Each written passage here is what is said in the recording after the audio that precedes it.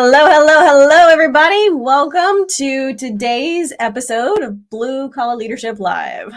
Yep, we're going to be talking about 7 signs it's time to fire your boss. Mm-hmm. You know, a lot of people don't even realize they can fire their boss. This is true. I think you really have to define what firing the boss is before we really get into some content. So everybody knows the boss can fire them, but when you realize you can fire the boss, that gives you a lot of power. It gives you your control back. Sure. And so what we really mean is you can quit. You can quit working for that boss. It doesn't mean you even have to leave the company. You can go to a different department inside the same company. You can go to a different location within the same company. You could go to a different state or a different country sometimes inside the same company. That's true. But you can get rid of that boss if you got a bad boss. So we're going to talk about 7 signs to fire your boss. And just to share with you, I got some notes here. This is a podcast. I did a podcast on this. Actually, I looked it up before we got started. It's March 22nd. 2019. So about 5 years ago. That doesn't seem that long ago until you start to count, does it? That was a good ways back. Yeah, sure. So I got some notes here, but so you'll see me referencing those. But I just want to mention that it's episode 107. If you were to want to go check it out, and you can go to most podcast apps have my podcast. There's over 370, I think 375 or something like that episodes. But also you can go to to our YouTube channel, and there's a lot of playlists there, so you can find a lot of the series that I've done on my podcast are hard to find if you're on a podcast app, but they're easy to find the series if you're on the YouTube channel. So it's only audio only. But anyway, we're here live with you today. Yeah, and got a couple of comments rolling in that some people are saying hello. Renee says, "Good afternoon, Mac and Rhea. Can't get enough of y'all's content." Good afternoon, Renee. And I will be available after about 2:00 Eastern, Renee. I'm gonna get back to your text. I've been busy. Rhea thought she was going to do this without me. I was on another phone call. Yeah. So, as you're joining us live, comments, questions, it's a great way to, if you have a question about the content that we're going through or something that we say doesn't make sense or isn't clear, yeah, absolutely jump on a comment and let us know. Yep. And so when we're live, most of the time, when we're home, most of the time we're going to do these live. But just so you know, we're going to try to kind of make it a habit of every Friday at noon Eastern. We're going to put out a video on the YouTube channel, whether it's live or recorded, right? Mm-hmm. Like this one's showing there live. It's showing all over the place live right now. Yep. So in the future, if we're not doing live on LinkedIn, make sure you go to the YouTube channel and subscribe, hit the bell, notifications, whatever, if you want to make sure if it's a recorded episode that goes out. So, yeah. Got another comment here. Just someone, Assad, saying, "What's up?" Hey, Assad. I think I got a text from you too, man. I've been busy though. I'm gonna get back to you pretty quick. Yeah. As soon as we get done with this video, we got to record some more videos, and then I'll be able to catch up with my texts and everything. So I got a quote here I want to share with you from Les Brown, and he says, "If you do what is easy, your life will be hard. But if you do what is hard, your life will be easy." And sometimes the hard thing for some people, not everybody, some people this is real easy, but some people this is real hard. And what I'm talking about is firing the boss. Yeah. So we're going to give you these 7 signs it's time to fire your boss. Doesn't mean you have to. Because let me tell you one thing too before we dive into these 7 signs. Another important thing is you can learn a lot from a bad boss. Oh, yeah.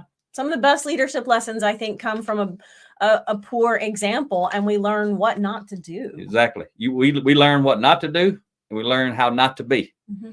So if you're still engaged with a bad boss, just pay attention real close to what they're doing and make sure you're not guilty of doing those same things to your team. Because it's easy to look out the window a lot of times. Hey, John. So a lot of John's always following and making comments on LinkedIn. Yeah. He's a follower. He's out there making things happen. Just saying thanks for continued sharing. Yep. So it's there's a lot to learn, but it's easy to look out the window and make sure that, it's easy to look out the window and see what our boss is doing. Mm-hmm. It's much harder most often to look in the mirror and see how are we doing if we're a formal authority leader. But even if we're not, we're still a leader because everybody has influence. So how are we leading our coworkers or our family members at home? Yeah. All right. Time to dig in. Number 1. Let's dive in a little bit. Number 1, you want to go? You want to sure. So number 1, first sign that indicates it's time to fire the boss. Number 1, the boss values the position more than the people. Yep. When the boss is self-centered, their main goal is to gain a position of authority. Mm-hmm. And you know those folks, they think they're above you, and it's easy to tell. And how do you tell? You're gonna feel it. That's 100% true. Yeah. And go ahead, Real. I just said a couple of comments here. Truth, had my share of the bad boss, and yeah, we can learn a lot from that example. Yeah, those people who value their position, they want to control the people. Mm-hmm. They want their power. A lot of times you'll see these kind of folks. They want that position of authority. Like I was talking with someone yesterday. Police officers. Some police officers are some of the best people on the planet. Absolutely. They are there because they want to serve and they want to help. And then there's also the other extreme. There's some of them who are some of the worst people on the planet because they're there because they want control and power. If you're old enough to think about the Andy Griffith Show, there's some like Barney. They want that control and power and the badge and everything that comes with it. And a lot of times they can't really get nothing done. And then there's folks like Andy, who he don't even need the badge and the bullet. And he comes up, pats everybody on the back, gets Barney straightened out, and then he helps the team. So, yeah, just a comment here. Narcissism always establishes an us and them environment. And I think that's kind of what you're touching on, right? Someone who has I'm in the authority position versus you. Yep. I want you to serve me instead of me serving you. Mm-hmm. But people follow these leaders. So you got to, because these kind of leaders we're talking about now, hardly anybody likes them, except for the people who are like them. Other people who want authority, who want power and control, they follow that leader who likes that because they think that leader can give it to them. And they kind of share character, right? But most people don't like to work for that leader. But people follow these kind of leaders most often because they have to, not because they want to. That's a different episode. But if we're following a leader that we don't want to, and we feel like we have to, that's on us. If I want to fire the boss and I can't fire the boss, that's on me. That ain't on the boss. I shouldn't be mad because I got a bad boss. I should never in my life be mad at the boss because I got a bad boss. Because all I got to do is walk out the door. I won't have a bad boss. If I can't walk out the door, that's on me. Yeah. That ain't on the boss. You got to take responsibility and for that. If I don't want to walk out the door, I can, but I don't want to. That's on me too. Right? So, so at the end of each one of these, to confirm if you got a boss like this, I got a question here. It says, ask yourself this question. If my boss had no position and no authority, would I still follow them? If they had no control, no power over you, would you follow them as a person? Yeah. And we're not going to do a poll on that, but that would be an interesting organic survey of just how many people out there would still follow the boss. Yep. So let's move on to number 2. Number 2. Second sign. And again, these are signs. You don't have to fire your boss, but these are signs you need to consider. Red flags. Yeah, they're definitely red flags. Some of them are bigger red flags than others. Sure. But the second sign is the boss thinks they have arrived. It's slightly different than they value in their position more than the people. This one is they think they have arrived. Mission accomplished. That's what they've been working for, and they got it. They don't feel responsible for growing others. That's what I'm talking about. They've arrived. It's about them. It's about their success. It's not about significance. It's not about someone else's success. And they're not focused on developing the members of their team. They don't read any leadership books, personal growth books. They're not developing themselves either, sounds like. They don't attend any seminars. And they're not growing. They coast. Well, when the boss is coasting, that just means that it's not going to be a growth environment, right? I think none of us are going to thrive and reach our potential when we're in an environment that is stagnant. Yeah, they're not growing, they're slowing. And so we also should probably clarify today's episode, the folks we're talking to are folks who want to grow and develop themselves. They're not there just to coast. Because a lot of people will follow a bad boss if they're just there to coast. If they're just there to do their 8, hit the gate. They're just there to get paid. They're just there, for a check.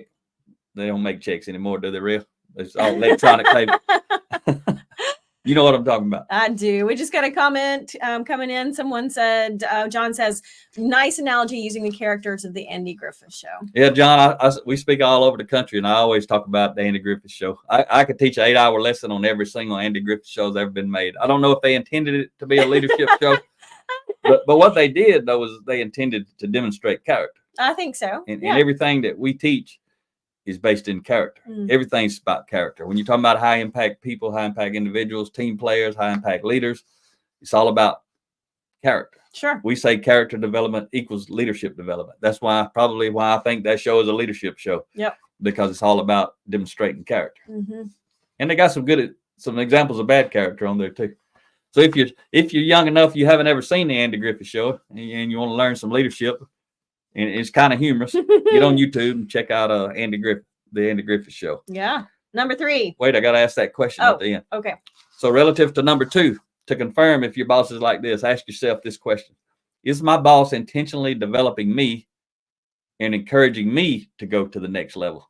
And that's a big red flag. If you're working for a boss, somebody, and they're not encouraging you to go to the next level, they're not trying to motivate and inspire you, that means they don't care if you go to the next level. And a lot of bad bosses, they want to keep you right where you're at. So their job is easier, where they don't have turnover. They're not having to train people and all that kind of stuff. High impact leaders understand that's part of the process. Right. If Ria's on my team, I'm trying to grow her. I know she's going to go. But while she's on the team, there's going to be a lot of trust. Everybody's going to be watching me develop her, and I'm going to be developing them too. But we're going to have lots of trust. So while we're on the team, our team's going to get better. When she moves on, I'm going to support her, and we're going to plug somebody in at a higher level than we were before Ria showed up. Everybody wins. Yep, absolutely. All right, number 3. Number 3, third sign that it's time to fire your boss. The boss thinks you are there to support them. They give orders instead of assistance. Yeah, they don't want to develop a relationship with you. Yeah, that's a big red flag to me. Is someone who thinks that they are better than the people who report to them. Yeah, one way to tell these kind of bosses is they're not concerned with your personal problems. They're gonna tell you you need to leave your personal problems at home. Guess where your personal problems live? Right here in your head. That's where they live. The same problems you got work problems, they live here too. You can't leave them at work when you get home. So high impact leaders understand that. They are concerned with your personal problem, and they don't expect you to leave your problems at home. And another indicator of these kind of bosses, they're not interested in who you are and what you know. They're not interested in your dreams and your goals. They're only concerned with you doing your job. That's what bad bosses, that's all they worried about, is you doing your job. Yeah. And blaming you when you don't. Oh, you said something the other day that was so good about blame. You said it makes you feel good to blame someone, but it doesn't get you anywhere, right? I'm paraphrasing that just a little bit. Oh yeah, I don't even remember now what I was saying. Makes you feel good to blame somebody, but it's not going to move you forward in life. Oh, it makes you, when you blame somebody, it makes you feel good, but it don't do you any good. No, it don't do you any good. So if the boss is blaming you, it might make them feel good, but it's not doing them any good, and certainly not doing you any good. Yeah, these bosses that think you're there to support them, they give orders instead of assistance. They want to look good instead of helping you look good, and they focus on taking credit instead of giving credit. They won't take credit for what you're doing. That reminds me, one time when I was leading Lean, and we had during this 3-year period, we went from minus 3% gross profit margin to plus 35% gross profit margin. And so the CEO of this multi-billion-dollar company came down. We had 70 plants, and I was leading our plant through process improvement and lean transformation. And what was cool about it was we had an awesome plant manager. I reported directly to him, but normally when the CEO would come in and do a tour, the plant manager and managers at my level reporting to him would lead the tour. Right. What was cool though was our plant manager went out to every supervisor in every department, told them to pick their sharpest person. Everybody got a whiteboard, and that person, the worker in each department was responsible. And they had to put together a flip chart of what all they had accomplished and that sort of thing. And then what was cool was when the CEO come down, all of us at the top of the org chart, we just kind of hung in the back. And all of the frontline entry level workers, they joined us, but they were up there with the CEO. Mm-hmm. And so those people, I mean, we had rehearsed that already, right? So they knew where they were going to go and which department was first and second, and they rotated out. So whoever was first led the CEO and everybody else to their department. And then they gave their presentation, answered questions. All of us managers were in the back. We didn't get involved. And then the next operator would take over and take them to their department. And I mean, that was just awesome. Great way to showcase them. And yeah, because they were the ones that had did it. So that's an example of a good boss. So we shouldn't be talking about him too much. Okay, well, let's move on then. But a bad boss would be running out front, yeah, taking credit for everything all the people had done. So to confirm if you got that kind of boss that's there for you to support them is, do I feel that my boss is there to support me? I mean, you know it. Everybody, I could go ask. Yes. I could go ask anybody, anywhere, anytime. Do you feel like your boss is there to support you? Literally. Mm-hmm. They ain't gonna have to think about it. They ain't gonna need come get back with me in an hour or two. I'll let you know, or come back and see me tomorrow. I had to think about it. They gonna know instantly. What's that quote Maya Angelou said? We don't remember what people said, but we remember how they make us feel. Okay. Yep. Number 4. The fourth sign that it may be time to fire your boss. The boss treats you as an object instead of a person. And a lot of people hadn't really thought about that. A lot of leaders don't think about that unless they're studying leadership. So, again, these kind of bosses, they don't want to develop that relationship with you. If they come in to talk to you, there's either something wrong or they know something you need to know. Right. Or they got a question they need to ask you so they can make a decision. But they're not there to ask you a question to facilitate decision making. Mm-hmm. So how you know if you got one of those bosses? Again, they're only concerned with you doing your job. To confirm, ask yourself, is my boss interested in anything besides my ability to do the job? Do they even care? Do they even know you got a family? Do they know how many kids you got? Do they know your name? I remember, again, I guess I got to contrast these bad bosses with a good boss. So I got to give some good examples. Well, I think it's also important to give people hope. There are good bosses out there. There are great leaders out there, right? They are. And if you're watching, you either already one of them or you aspire to be one, because that's the folks who we attract. Mm-hmm. Unfortunately, all the people that need to listen the most, they're not usually watching us. But some of them, there's some people out there who don't know what they don't know. And if they know, they'd be willing to change. That's why all of us got to shout this stuff from the top of the rooftop. Yeah. And there's nothing new under the sun, but guess what there is when it comes to principles?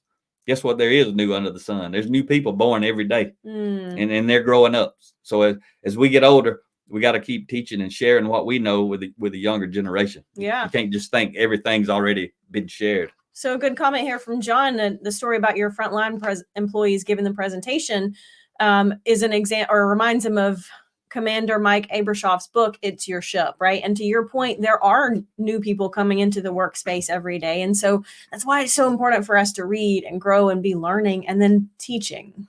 Yeah, John must have been reading my mind, because that's the leader I was about to talk about just a minute ago. Perfect. Because Captain Abrashoff in that book, It's Your Ship, and he tells this story. But when he took over that ship, the worst ship in the Navy, missile destroyer, USS Benfold, at the time, it was the worst in his class in the Navy, relative to the metrics they use. And he took over. One of the first things he did was started learning all the sailors' names. Mm-hmm. I think there was like 310 or something like that. He learned all of their names. He learned if their parents were married or if they were divorced. And whenever they would do good, he wouldn't go pat them on the back. He would send a handwritten letter to their parent. And if they had 2 sets of parents, he'd send 2 handwritten letters. Wow. And let the parents give the feedback to their children. Hey, I got a letter from your captain. They said you're doing a good job. And then that person's going to look for the captain to thank them. Oh, absolutely. But that guy was awesome. Great example. He took over the worst ship. He didn't get to change out the entire team. He took over that team. And with the exception of, normal turnover, people getting out of the military, he had the same team. And Jocko Willink always says, and I say it, I know I've validated a lot, and I've read it in a lot of other books, but Jocko always says, I say it all the time, there are no bad teams, only bad leaders. That's another example. 2 years, they went from worst to first. Number 5, the 5th sign, it may be time to fire your boss. The boss is not a people person. They're generally just not friendly, right? And that's one of those things that, like when they don't show gratitude, when they aren't, interested in talking to you just as a person. It's one of those things that you can't fake an attitude when you don't care about somebody, and people want to know that you care about them, right? Because the relationship is what determines the level of influence. And if I feel like you don't care about me as a person, I love you, Rhea. In case you need to know. Then I'm not going to trust you very much, and you're not going to have a lot of influence with me. And so very important to just realize, if your boss isn't a people person, I don't think you can be a leader, effective leader, a great effective leader, and not be a people Not person. the kind we talking about. Because you have to care about people in order to add value to people and develop people and help them grow. And if you're not interested in doing that, you're not really in high impact leadership. Yeah, John Maxwell says, some what I call a low impact leader, they won't build the relationship because they don't want to get close to people because they might hurt them in some way. That's the way they feel. They're insecure, kind of, so they don't want to get close. They might get hurt by the team member. But high impact leaders, like John will say, if they don't get close to the people, they can't help the people. So it's a risk that we got to take. I got to get close to the people so I can help the people. Yeah, because it ain't about me. I teach all the time. High impact leadership, it ain't about me, but it starts with me. Sure. It ain't about you, but it starts with you. And one place it starts is learning, growing, and developing yourself. So relative to the boss not being a people person, to confirm that, ask yourself, does my boss talk to me when it's not required? I mean, just small talk. Yeah. Most low impact leaders, they ain't got time for that. They are so busy managing, most often micromanaging. Yeah. Gary Ridge, the former CEO of WD-40, he says micromanagement can't be scaled. Oh, I love that. That's a strong quote from Gary. And the reason is you can't tell but so many people what to do. You can't keep up with but so many people. Yeah. So comment from John here. The boss is focused on system and not the people. And that is absolutely true. And then a great reminder, people don't care what you know until they know how much you care. Good stuff. So right. Number 6, the 6th sign, the boss doesn't ask many questions. Ooh. They like to make decisions instead of facilitate decision making. That's a big difference. Low impact leaders, they like to make decisions. They want to make the decision. They want to be in control. But a high impact leader, they want you to be in control. They want to facilitate decision making. A low impact leader, the bad boss, the red flag type boss, they're only asking you questions so they can make their decision. And again, a lot of times they're going to take credit because of something maybe information you gave them. They won't be sharing the credit. I think another reason that a boss who doesn't ask many questions is a sign that it might be time to fire the boss is because a lot of times the boss won't ask questions because they're hiding an insecurity in themselves, right? They're not secure as a leader. They haven't done enough growth and work on their own development to be secure so that they can ask those questions. Yep. They don't care what you think unless it's related to what their specific question is. And again, you may be thinking these ain't really big deals. They're only a big deal if you're trying to grow and go. If you're happy to coast, it ain't that big a deal. You'll just be stressed out and frustrated. Well, that's a big deal. Nobody wants to be stressed and frustrated. Well, some people though, I've known a lot of people put up with it. Well, they're okay true with it. It doesn't have to be like that. I think that's our message today. If you're hungry, if you're in a position you can't fire the boss and you wish you could, you got to do what we did right there. That's some of Rhea's books back here that she's read, and there's a lot more you can't see. And I got an office in there that's got a lot of books. One thing I tell people, Rhea, most people want security and stability. That's one reason they'll put up with bad bosses. They want security and stability. But what I say is what people need is freedom and options. Yeah. And if you got freedom and options, you're going to have security and stability. But if you got security and stability, you may not have any freedom and options. You may be kind of trapped.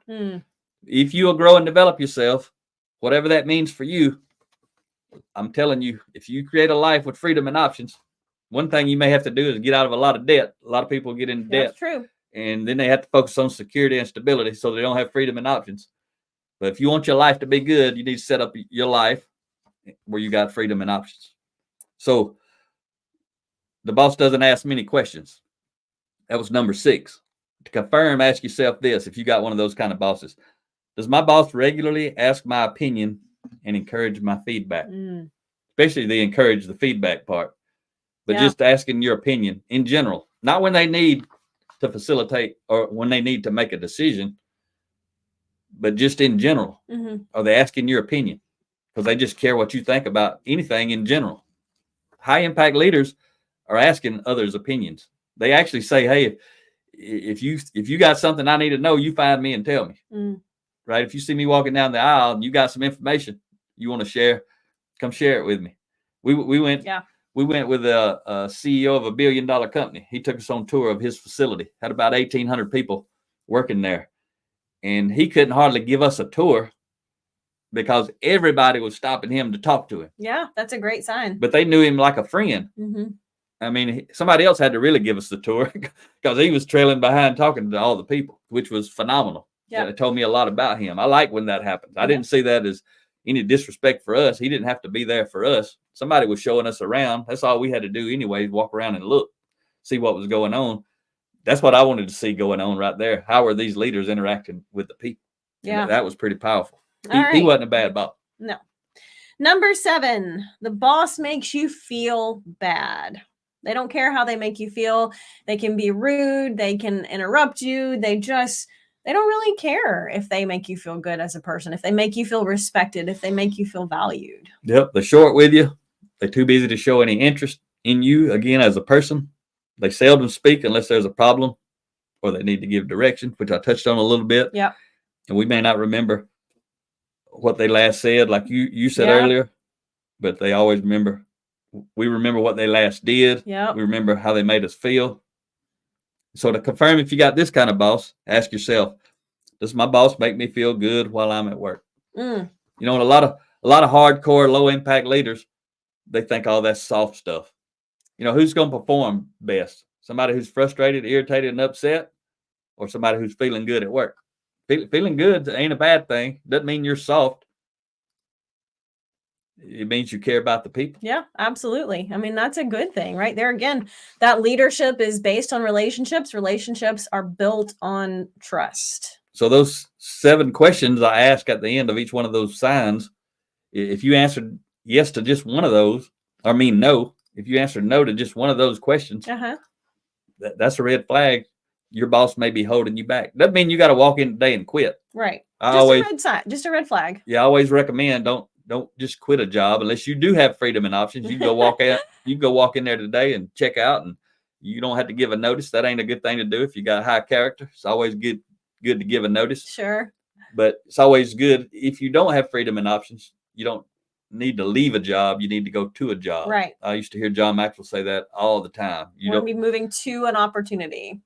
Yep. So while you're there, though, this is something on you as an individual. If you ever working somewhere and you don't have a good boss, that ain't got nothing to do with your performance. You need to perform at a high level because everybody around is watching you. And you also need to be developing yourself so that you can move on. The boss you want to report to, maybe just down the hall or across the plant in another department.